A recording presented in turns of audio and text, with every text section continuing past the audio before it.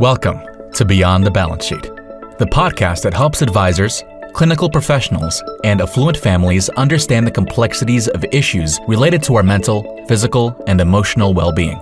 Our co-hosts, Arden O'Connor and Diana Clark, will interview a series of guests on a range of topics, providing informative content and practical tools for professionals and families to consider. Here are your hosts, Arden and Diana. Welcome, everyone, to another episode of Beyond the Balance Sheet podcast. Today, I'm joined by my co-host, Diana Clark, and our esteemed guest, Jay Hughes. Jay, thank you so much for joining us here today. I'm delighted to be here, Diana and Arden, and looking forward to chatting with you.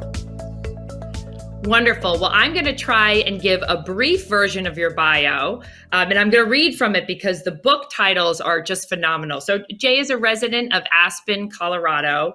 He is the author of Family Wealth, Keeping It in the Family, and of Family, the Compact Amongst Generations. And both of these were published by Bloomberg Press. He's also the co-author with Susan Mazzino and Keith Whitaker of The Cycle of the Gift, Family Wealth and Wisdom, The Voice of the Rising Generation, and Complete Faith Wealth, all published by John Wiley and Sons. He is also another co-author with another colleague, Hartley Goldstein and Keith Whitaker, of Family Trust, A Guide to Trustees, Beneficiaries, Advisors, and Protectors. He's written numerous articles on family governance and wealth preservation and has a series of reflections on his website. So, Jay, I'm going to start with what I call a softball question.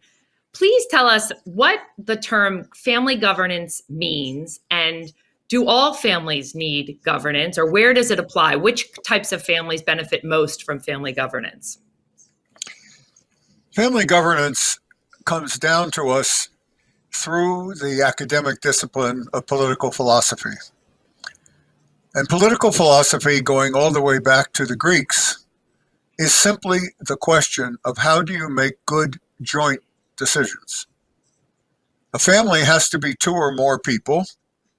That's what Webster requires. And so you can't have any decision made by a family that isn't joint, two or more people. That's what governance means. And every single family on the planet, every single day, does governance. It makes joint decisions. I think I've got it. I've got a harder ball question. Okay. So as people live longer, including myself, I think, I hope, the generation that has the power, has perhaps accrued the wealth, is living longer. So how do we encourage that generation to support the younger generation when they really are reluctant to do so? Diana, the subject of growing elders has occupied human communities for the 300,000 years of Homo sapiens existence. In earlier times, and I would say right down and through the 19th century, so earlier times, families understood the process of becoming clans and tribes or going extinct. And they know that if they cannot grow elders, they will go extinct. You need chiefs for peace. One of the problems in modernity is that we have lost touch with the process of growing elders. When Erickson, Joan, and Eric wrote their wonderful books on the stages of life, they were very clear about the 8th stage of life and the 9th, and very clear that wisdom is integrity, as they defined it, which is what elders do, is our job in the 8th stage of life. I think it's quite tragic in modernity that so few families understand both the need for elders, how to grow elders, and then even more importantly, that the people who would become elders and gently move into the stage of life of being an elder, not an older, that's very important, miss that stage of life. So my suggestion, grow elders. And to the elders, like me, 79 years old, in my 80th year, it's the best time of your life. Let the others make the doing, you do the being. Love that. Me too. Me too. I'm just going to follow up with one question related to that. So I'm in that younger, that second generation, and I've got a family member who is highly resistant, likes the concept, thinks they're living their best life, but is not really willing to accept the idea that they're going to pass on, let's say, a family business at this point. Is there a way to sensitively have that conversation if you are that younger generation, or are there watch-outs that you should avoid? Well, I say two things. One of the questions that I like to ask all ages of people, but I think it's particularly apt for people in the later stage of life, is what are you aspiring to? Not what are you dreaming about, what are you aspiring to? Remarkably, very few people are aspiring to be, as we all know, longer in the office, but some are. And if that is that person's aspiration, then that's okay. So what I say to the younger generation members is find out what that person is aspiring to, and then accept that as reality and work with it. You're not going to change people. You might evolve them. So that would be my answer, Arden. Find out what they aspire to and get about assisting them doing that. How's that? I love it. I love it. My follow-up question is around the pandemic. How have you seen the pandemic redefine, or have you, I guess the question is, have you seen people redefine what legacy means based on the pandemic? What I think is that families have been rediscovering themselves during the pandemic, by choice or by necessity. That's quite remarkable because I think we could say pretty certainly with the social scientists that family as we have known it has disappeared. Multiple new forms of family have been existing in the last couple of generations. What the pandemic has done is ask people to actually get to know each other again, sometimes far more intimately than they wished. But what I would say is that we do have a deeper experience of each other on a consistent basis than we have had for a very long time. Where that's going to go, Arden, I couldn't possibly guess. What I would suggest is that it will lead to better joint decision making, first question I was asked today, because people will know each other better. Not that it will necessarily lead to good decisions, but I think it will lead to better decisions than might have been before. So I want to extrapolate on that a little bit. In your book, you talk about generations finding their voice. Do you think the pandemic and that newfound intimacy potentially has helped a generation find its voice?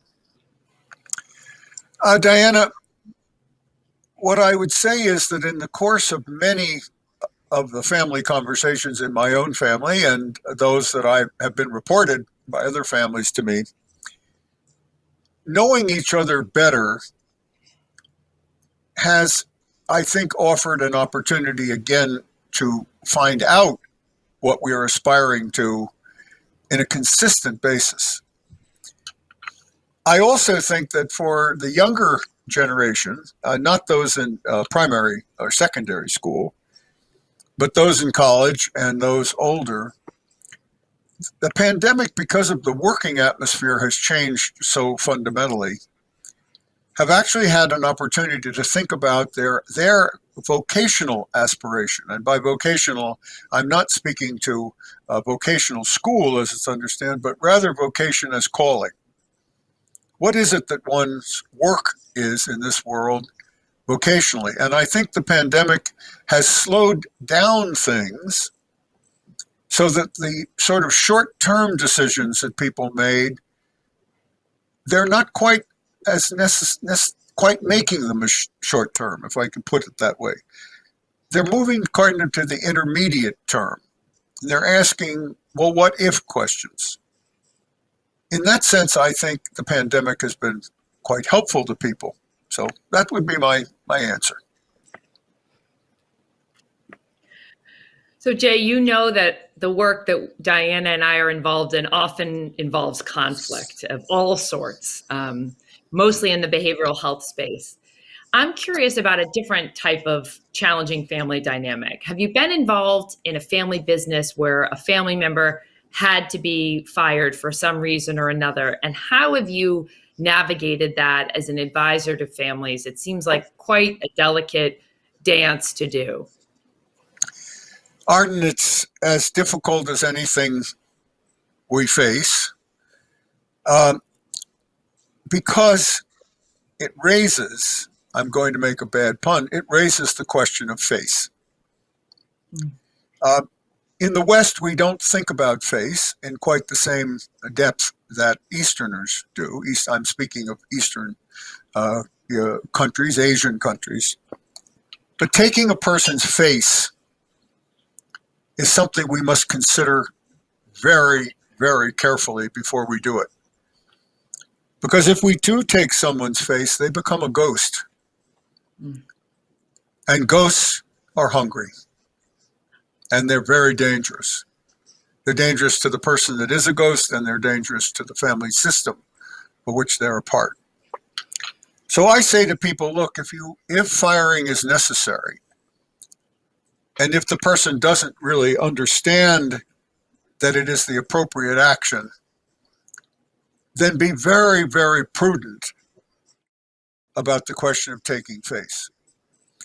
And not to make something funny, but I do think that there is an important story, and this is a true story, by the way, of how this was handled. A father and his son had this experience, and this is a true story. The father called the son at the office and said, I'd like you to come have lunch with me. And so the son said, fine. And there was a promotion coming in the company, and the son, who was really not competent, believed he was going to get the promotion. So he came home and sat at the pool with his father having lunch. And the father had two hats, literally, two baseball hats. One said boss and one said dad. And after they talked a little while, the father put on the boss hat and he said, son, we're firing you from the company. Your mother and I discussed it, and we feel that this is not your place and you have not been performing properly. Then he took off his boss hat, he put on his dad hat, he gave him a hug and said, now that you're unemployed, your mom and I want to try to help you find a job that you'll really love. I think it's absolutely what needs to take place. I love that. It is really embodying the word and. You can't continue to work here, and we love you and we will help you. Yes, and so the son's face was not taken. The son was given recollection that his most important role is son. Are you allowed to tell us whether that was your idea or the dad came up with that on his own? It's such a nice visual representation of a concept. It was not my idea. It was another of the great people in our field who I won't cite, not because she wouldn't like it, but I might be wrong. But I believe I know where I got the idea from, and the father loved it. And I have to say, the outcome for the son was very satisfactory. He was not in a situation where he could flourish. And instead, of course, what he did, if I could finish the story, is the father then said to him so wisely, look, why don't we bring in some really great specialists on how people find the work they love to do? And the son did that work, pro-D to pro-discovery, and went on to find his place, and it's a very good outcome. It wouldn't always be a good outcome, but in this case, I love you, your mother and I love you, you're unemployed, how can we help you? The help was to go and find vocation that was really what he aspired to. That's a lovely story. I wonder, are there specific resources that you like to refer to when you are working with families of high net worth or ultra high net worth? What are the resources available to have these conversations? Well, if we think, Diana, of the journey of a family to get into the great book that Dennis Jaffrey wrote, Borrowed from Our Grandchildren, you have to be in halfway through the third generation to get into Dennis's book. It's the first book we have of success in the sense of avoiding the three-generation proverb that is underlying, or the law of entropy in our universe. It underlies the process. It's a long journey. What I have said to families over many years now is, once they decide that they aspire, that word I used before, to grow their spiritual capital, one of their qualitative capitals, that is to become a great family and aspire to get into Dennis's book.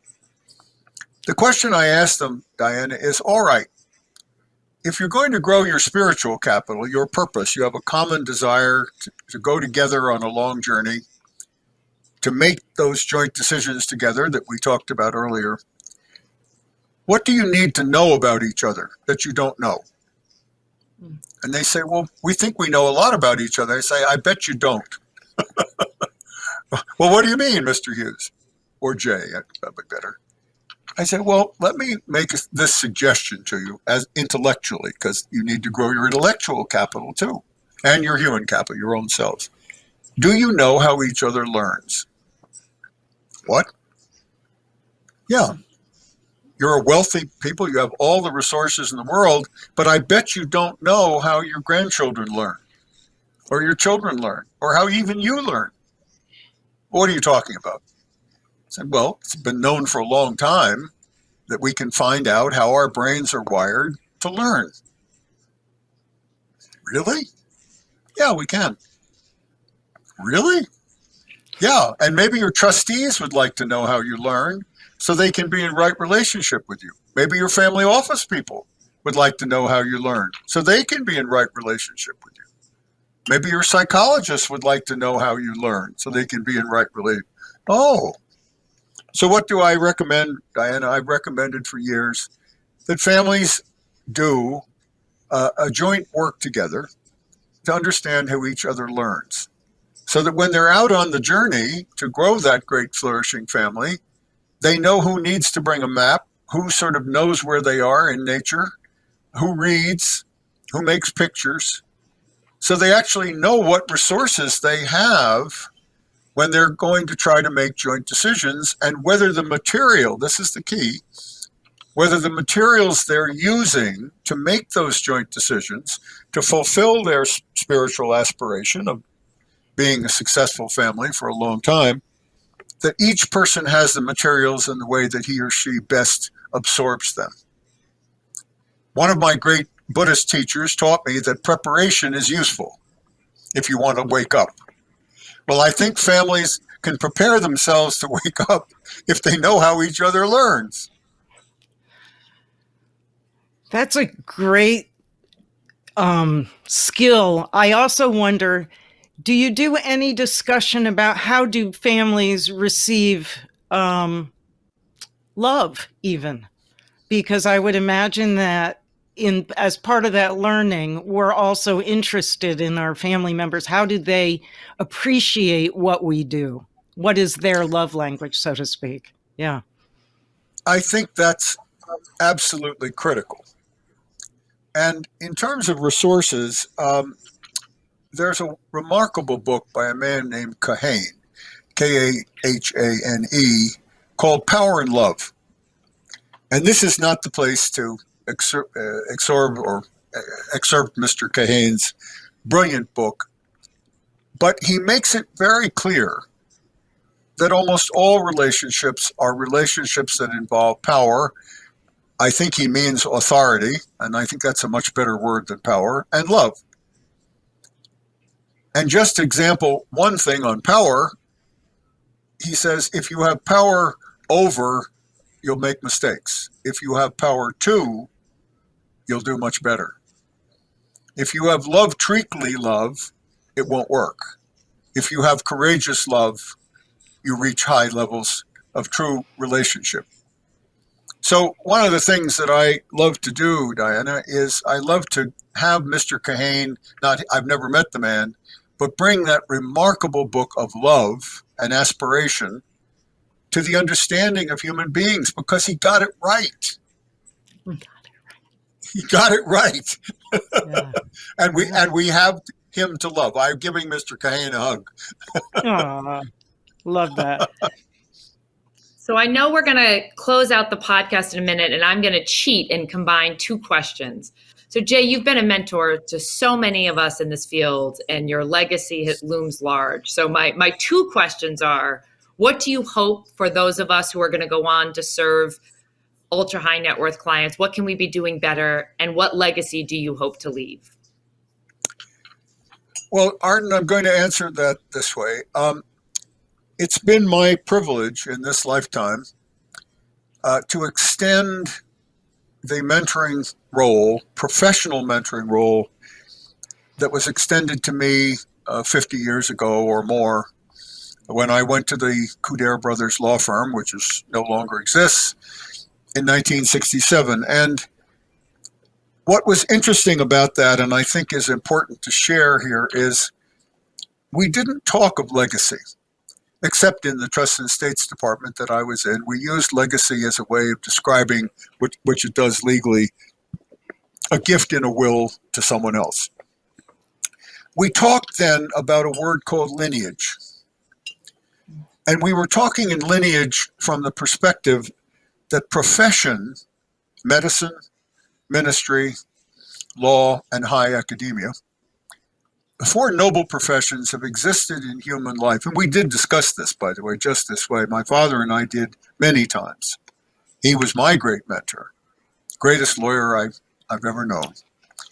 We discussed the fact that the four noble professions, and I mention them again, ministry, medicine, law, and high academia, had come to life in human communities 100,000 years ago, because their functions are what are needed for a human community to prosper. What are those functions? Medicine, looking after the mental and physical well-being of a community. Ministry, looking after the spiritual well-being of a community. High academia, what does it mean to be human in a human community? And law, who is interested in a safe, orderly place for human beings to wake up in? When these four functions of profession are functioning well, human communities thrive because people have a place to be safe and grow up in. We're in a very parlous time at the end of the 20th and halfway 2 decades into the 21st century, in which the professions have fallen apart. They no longer perform their function. They become businesses when they work be practices. You both know this profoundly. You represent the highest of profession. And that's one of the privileges of being with you today. So, Arden, the lineage that I would like to be speaking to is rebirthing the renaissance of profession in the four ways they must exist for a flourishing society. And I do want to say that the work that the two of you are doing is of the highest professional level in relieving suffering, sometimes some of the most difficult suffering imaginable. That is what medicine's purpose is. So lineage is the word I love, not legacy. Not that legacy, but I like lineage because it's the line. You can hear the word that connects us to all of the teachers on whose shoulders we are sitting, who made it possible for us to be here to join this experience today. Yeah, that's a lovely way to end. And I really want to thank you for your wisdom, your clarity, and what you really speak out of is your heart. So thank you. And thank you, Diana. And thanks to our listeners for Beyond the Balance Sheet for tuning in for another episode. We look forward to anybody who wants to leave a review or rate us on your podcast platform of choice. And we hope that you'll tune into our next episode. Thank you. Thank you for listening to Beyond the Balance Sheet, a podcast designed to help advisors, clinical professionals, and affluent families solve some of their biggest medical, psychiatric, and emotional challenges. Visit beyondthebalancesheet.com to read more about our guests and resources, and sign up for our newsletter.